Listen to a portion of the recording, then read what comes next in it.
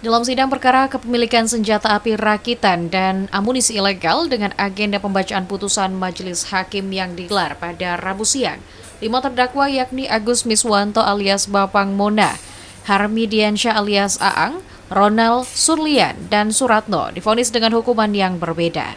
Kelima terdakwa terbukti bersalah sebagaimana diatur dalam pasal 1 ayat 1 Undang-Undang Darurat Nomor 12 Tahun 1951, Junto 55 ayat 1 ke 1 KUHP.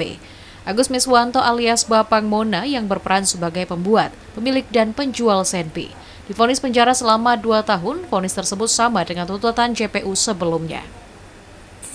Sementara itu untuk 4 terdakwa lainnya divonis lebih ringan dari tuntutan JPU yang dituntut pada terdakwa dengan hukuman 1 tahun penjara, namun hakim memvonis keempatnya 11 bulan penjara.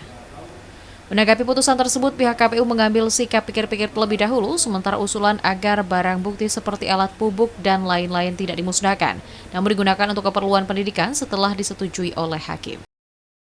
Barang bukti yang kita tuntut seperti alat bubuk semua itu, hakim menyetujui bahwa itu dirampas untuk kepentingan pendidikan.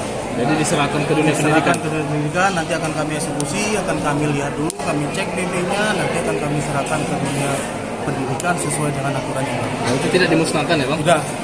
Kalau yang dimusnahkan, kayak senpi, peluru, semua itu alat-alat itu, ya benda, apa semua yang terkait yang ditemukan itu pasti kita musnahkan. Tapi khusus ada 4 alat bubut mesin bor duduk, semua itu alat bubut itu semua kan kita serahkan.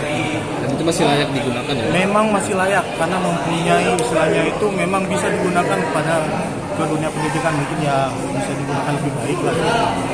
Oke. Putusan kita pikir-pikir ya? Kalau putusan kita pikir-pikir, kita akan lapor pimpinan dulu secepatnya hari ini. Nah, nanti baru lanjut. Di sisi lain, untuk terdakwa Agus Miswanto, Harmi Diansyah, dan Ronald menyatakan sikap pikir-pikir, sementara terdakwa Surlian dan Suratno menyatakan menerima putusan hakim tersebut. Kemudian Majelis Hakim yang menangani perkara ini juga memutus 2 tahun. Nah, dalam hal ini kami selaku kuasa hukum terdakwa 1 akan berkoordinasi terlebih dahulu kepada keluarga terdakwa, di mana dalam persidangan tadi kami sudah sampaikan kami pikir-pikir dan memberikan waktu 7 hari. Begitu. Apa yang jadi pertimbangan dari Majelis Hakim tadi teman?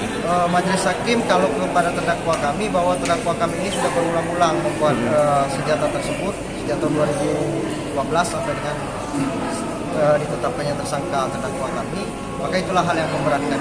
Satu itu sih. Muhammad Angga, BETV melaporkan.